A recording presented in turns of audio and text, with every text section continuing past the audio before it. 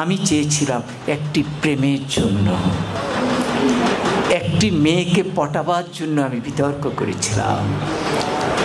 কিন্তু আজকে তোমরা এসছো, কেউ প্রধানমন্ত্রী হবা, কেউ হিলারি হবা।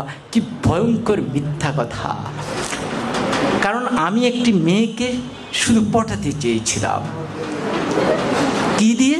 বিতর্ক দিয়ে। সে আমাকে পাত্তা দেয় না, সে আমার দিকে তাকায় না।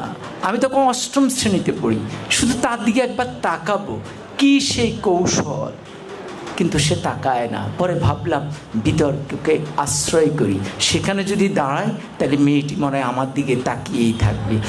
এই আশায় আমি বিতর্ক করেছিলাম। তো এরকম আশা নিয়ে একবার আমি সিলেট যাচ্ছিলাম।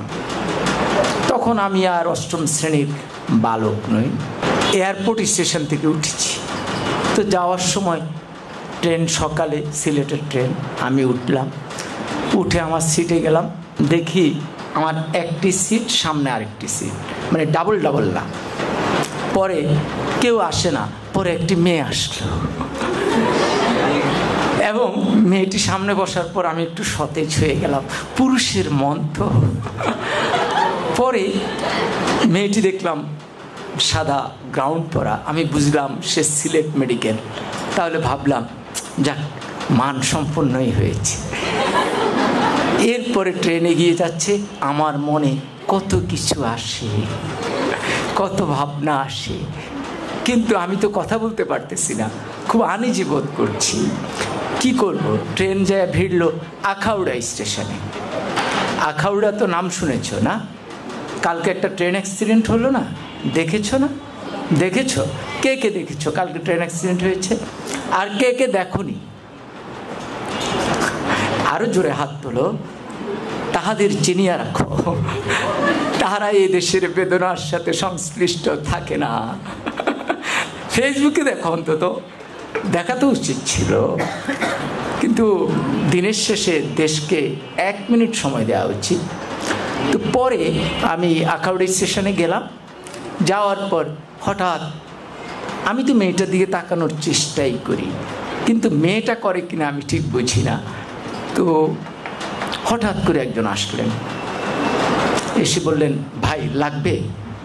আমি বললাম না, আমার তো খেয়াল ওই মেয়েটির দিকে। এরপরে উনি একটু দূরে গিয়ে দাঁড়ালেন।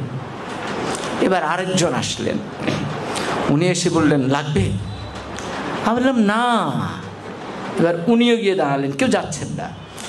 তৃতীয় একজন একটু মোটা, সে আরেকটু ধমকের সুরে, লাগবে? আমি বললাম না।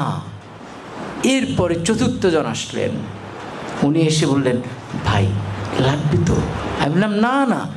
এখন এই যতবার লাগবে বলে মেয়েটি ততবার পলকে পলকে আমার দিকে তাকায়।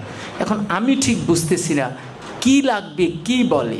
পরে আমি একটু উত্তেজিত হয়ে 4 জনকে ডাকলাম, কি সমস্যা, কি লাগবে? আপনারা 4 জনই আমাকে ঘিরে দাঁড়িয়েছেন আমার জানালার সামনে। তখন বলবো তো বলেন।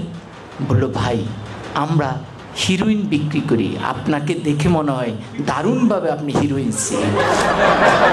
ফলে যেই মেয়েটির কাছে আমি এয়ারপোর্টের সামনে নায়ক হয়ে উঠলাম, আখাউড়ায় হয়ে গেলাম হিরোইনসি, বাকি সময় আমি আর তার দিকে ভুলও তাকাইনি। কিন্তু মেয়েটি ওই হিরোইনসি বলার পর যে মুচকি হাসি দিয়েছে, সে হাসিটি আজও আমি ভুলিনি।